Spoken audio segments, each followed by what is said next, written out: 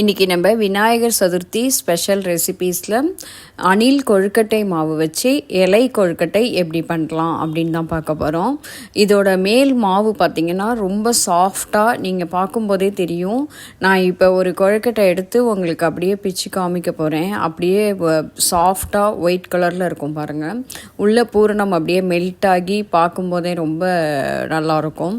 இதே மாதிரி நான் சொன்ன மெஷர்மெண்ட்டில் நீங்களும் பண்ணி பார்த்தீங்கன்னா இதே சாஃப்டான கொழுக்கட்டை பண்ணலாம். ஒரு கடாயில் 2 கப் அளவுக்கு தண்ணி ஊற்றிக்கலாம். தண்ணி ஊற்றிட்டு நான் கேஸை ஆன் பண்ணவே இல்லை. இப்போ அதில் கொஞ்சமாக 1 பிஞ்சு சால்ட்டு, ஒரு டேபிள் ஸ்பூன் அளவுக்கு நல்லெண்ணெய் ஊற்றிக்கலாம். இப்போ இதில் 1 கப் அளவுக்கு அணில் கொழுக்கட்டை மாவு போட்டு கட்டியெல்லாம் எதுவும் இல்லாமல் நல்லா இந்த மாதிரி மிக்ஸ் பண்ணி எடுத்துக்கோங்க. அதுக்கப்புறமா நம்ம இப்போ தான் கேஸே ஆன் பண்ண போகிறோம். கேஸை ஆன் பண்ணிவிட்டு மீடியம் ஃப்ளேமில் வச்சு மிக்ஸ் பண்ணிகிட்டே இருந்தோம்னா அந்த தண்ணியாக இருக்கிற மாவு அப்படியே கெட்டி பதமாகும். கெட்டியாகி அப்படியே லைட்டாக திரண்டு வரும். உங்களுக்கு 5லேருந்து 10 நிமிஷம் ஆகும் இந்த மாதிரி வரத்துக்கு. இப்போ அந்த கரண்டியில் அப்படியே சுற்றி பால் மாதிரி பந்து மாதிரி உருண்டு வரணும் மாவு. அதுதான் சரியான பதம். இப்போ பார்த்தீங்கன்னா அது அந்த கடாயில் ஒட்டாமல் பந்து மாதிரி உருண்டு வருது. இப்போ நீங்கள் கையை வாஷ் பண்ணிவிட்டு தொட்டு பார்த்தீங்கன்னா தெரியும், மாவு ஒட்டவே கூடாது. அதான் சரியான பதம். உங்களுக்கு மாவு கரெக்டாக பதமாக வெந்துடுச்சு. இப்போ இதை மூடி வச்சுடுங்க, ஒரு 10 நிமிஷம் ஆறட்டும். அதுக்குள்ளே நம்ம பூரணம் ரெடி பண்ணிக்கலாம். 1/2 கப் அளவுக்கு வேர்க்கடலை. நீங்கள் வறுத்த வேர்க்கடலையாக இருந்தால் அப்படியே போட்டுக்கலாம். இது வறுக்காத வேர்க்கடலை, அதனால் தோல் உரிக்கிறதுக்காக நான் லைட்டாக வறுத்துருக்கேன். இப்போ இதை நல்லா கையாலேயே உரித்து தோலை ஃபுல்லாக எடுத்துகிட்டு மிக்ஸி ஜாருக்கு ட்ரான்ஸ்ஃபர் பண்ணி கொஞ்சம் கொரன்னு அரைச்சி எடுத்துக்கோங்க. ரொம்ப கொரன்னு இல்லை, வாயில் லைட்டாக கடிப்படுற மாதிரி அரைச்சி எடுத்துக்கலாம். இப்போ 1 டேபிள் ஸ்பூன் அளவுக்கு நெய் ஊற்றிட்டு 1 கப்பு தேங்காய், துருவின தேங்காய் போட்டு நல்லா வாசனை வர வரைக்கும் வறுத்துட்டு 3/4 கப் அளவுக்கு வெல்லம் போட்டுக்கலாம். இப்போ அது எல்லாத்தையும் நான் வெல்லம் சுத்தமான வெல்லங்கிறதுனால அப்படியே டைரெக்டாக யூஸ் பண்ணிட்டேன்.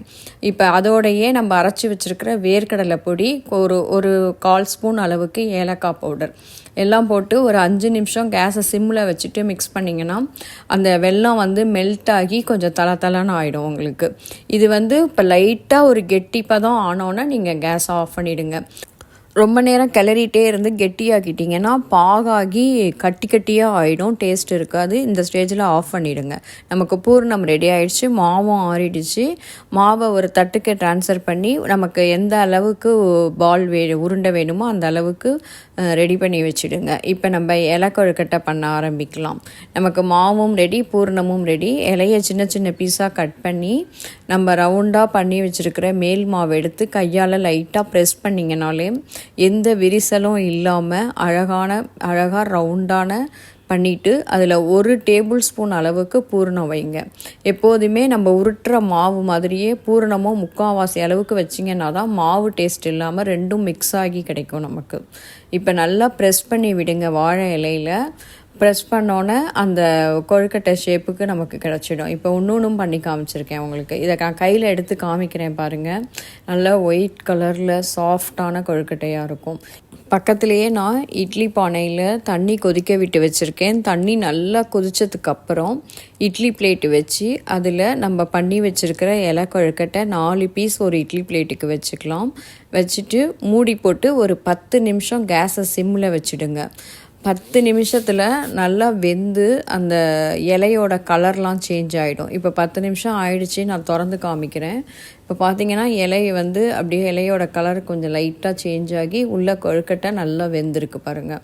இப்போ நல்லா சூடாக இருக்கும்போதே நான் இதை எடுத்து காமிக்கிறேன் உங்களுக்கு. இலையில் ஒட்டாமல் கரெக்டான பதத்தில் வெந்திருக்கும். அவ்வளோதான், நம்மளோட இலை கொழுக்கட்டை சூப்பராக ரெடி ஆகிடுச்சு. இது நீங்கள் சாப்பிடும்போதே அந்த இலையோட ஸ்மெல்லோட கொழுக்கட்டை செம்ம டேஸ்ட்டாக இருந்தது. கண்டிப்பாக உங்கள் வீட்டில் இந்த விநாயகர் சதுர்த்திக்கு ட்ரை பண்ணுங்கள். நம்ம சேனலில் ஆல்ரெடி நிறையா கொழுக்கட்டை ரெசிபிஸ், பூர்ணம் ரெசிபிஸ் எல்லாம் இருக்குது. கண்டிப்பாக ரெஃபர் பண்ணி பாருங்கள். ஹாப்பி விநாயகர் சதுர்த்தி.